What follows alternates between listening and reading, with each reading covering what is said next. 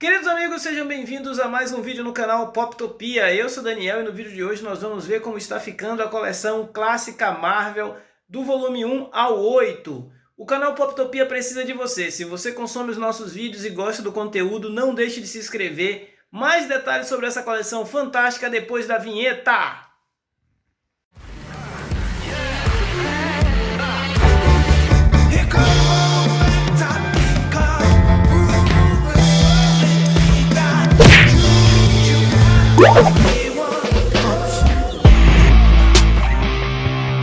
Queridos amigos, hoje a gente vai falar sobre a coleção clássica Marvel, né? Eu já tinha feito um vídeo mostrando aí os 5 primeiros volumes. Eu fiz a releitura, né, desses volumes, fiz o consumo desse material de forma mais apropriada e confesso para vocês que são experiências bem gratificantes quando a gente para ler. Apesar do desafio de você adaptar a dinâmica de leitura de quem está acostumado a ler o material atual com essa época onde praticamente se desenhava e se falava tudo aquilo que ia fazer, era um gibi muito mais inocente, é como fazer um estudo de história dos quadrinhos, né? Eu tenho encarado essa coleção como uma espécie de viagem no tempo para descobrir como foram inseridos determinados elementos na cronologia e na bagagem histórica da Marvel, né? A gente tem aqui o surgimento de vilões, a gente tem o estabelecimento de algumas relações que depois viriam a ser exploradas mais a fundo décadas à frente, a gente tem a semente de várias sagas que depois seriam muito mais bem desenvolvidas, em uma época que tudo era muito mais ingênuo e também ao mesmo tempo tudo era muito mais preto no branco. Então os vilões eles eram bastante como que eu posso dizer, caricatos, né? Eram vilões assim, eu sou malvado mesmo, eu quero fazer o mal e tal. Então, e os heróis eram muito bonzinhos, né? Os heróis eles eram heróis, eles tinham que fazer a coisa certa, eles tinham que ser o exemplo. E hoje a gente tem uma linha muito mais tênue entre o que é ser herói, entre o que é ser vilão, né? O bacana é que a gente percebe que alguns títulos eles foram estreando e foram se entrelaçando, foram se relacionando, mas cada um tinha a sua característica própria, né? Então, os X-Men eles lidavam muito com questões de desenvolvimento dos personagens, de jovens que precisavam aprender suas habilidades para sobreviver, enquanto que o Hulk ele buscava uma aceitação, buscava entender o seu papel. Os Vingadores eles já são uma iniciativa mais heróica mesmo, de resolver problemas globais, e a gente vai vendo que cada um nasceu com as suas características e até hoje a maioria deles se mantém, né? O ponto alto para mim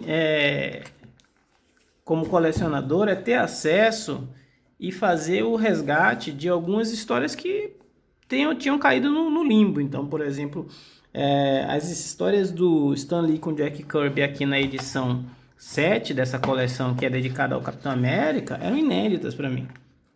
E eu fiz essa leitura com o olhar de primeira vez, né? O olhar de quem está descobrindo o Capitão América, de quem está descobrindo como que foi o surgimento desse herói. E confesso para vocês que foi uma experiência bem diferente, né? Muito patriotismo, altas doses de maniqueísmo, né? Todo mundo que era vilão ou era comunista ou era nazista, o que colocava os americanos como paladinos da verdade, da justiça e da democracia. Por outro lado, a HQ do Capitão América traz uma verve de espionagem e de ação que nos X-Men não tinha, né? Nos Vingadores também não, então já é mais pautada no mundo real, né? Mesmo que fantasie muito algumas situações, ela já é mais, vamos dizer assim, já tenta ser um pouco mais realista, inclusive no ponto que ela traz, né? Situações como a participação do Hitler, a necessidade dele de desenvolver um super soldado para contrapor o soldado americano, a ameaça nazista sendo tratada como algo inaceitável. Então a gente tem aí um gibi que era voltado para crianças, mas que olhava os problemas do mundo real e trazia para dentro da HQ, né? Eu gosto disso. E aí na sequência a gente tem, por exemplo, o Homem de Ferro, que é aqui o volume 8. Isso é muito mais presente, né? O Tony Stark, ele é um fabricante de armas mesmo, e aqui nessas primeiras histórias do Homem de Ferro fica claro como que o MCU foi feliz em adaptar, né, os elementos dessa origem clássica, dessa origem lendária do Homem de Ferro, do nascimento do Homem de Ferro, né, do surgimento do Tony Stark, da transformação dele em um super-herói. Cara, tirando, claro, que a gente deixa de ter um vilão vietnamita, asiático, para ter terroristas no filme, e a gente, todos os demais elementos, o professor Yeltsin, o sequestro, o teste de uma arma nova, o serviço do exército que acaba mal com o Tony Stark sendo sequestrado, tudo isso está aqui, né? Então, quando eu comentei lá que os elementos e as sementes base de universo estavam sendo plantados, eles ficam muito evidentes aqui nessa questão do Homem de Ferro. E aqui a gente vai percebendo algumas curiosidades, né? Como muito da tecnologia do Homem de Ferro era baseada no magnetismo. Até tem um trecho na história do Capitão América que ele supostamente controla o escudo com um mecanismo eletromagnético desenvolvido pelo Tony Stark para ele poder chamar o escudo de volta. Então já começava a gente ver os títulos se relacionarem entre si, né? É muito interessante para mim. Eu acho que é como se fosse realmente aquela história de você olhar hoje como estão os super-heróis e olhar lá atrás como eles surgiram.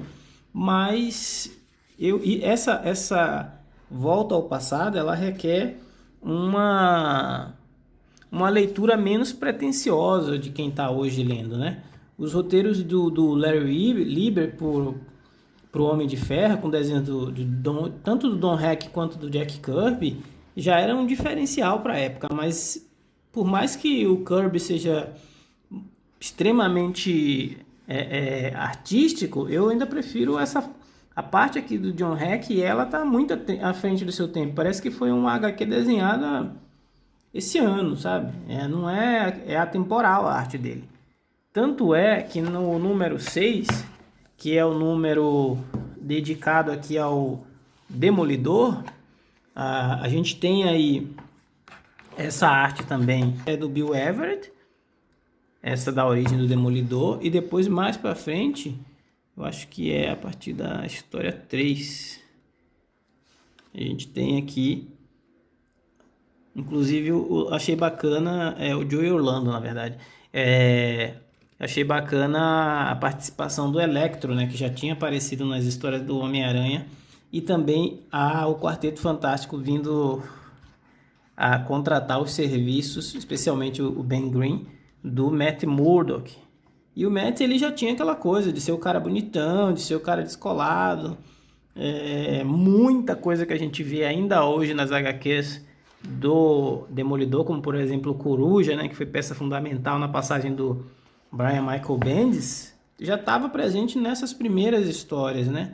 Isso é você mergulhar no baú do passado da Casa das Ideias e ver que, por mais que esses personagens sejam modificados, sejam alterados, a sua essência estava lá, né?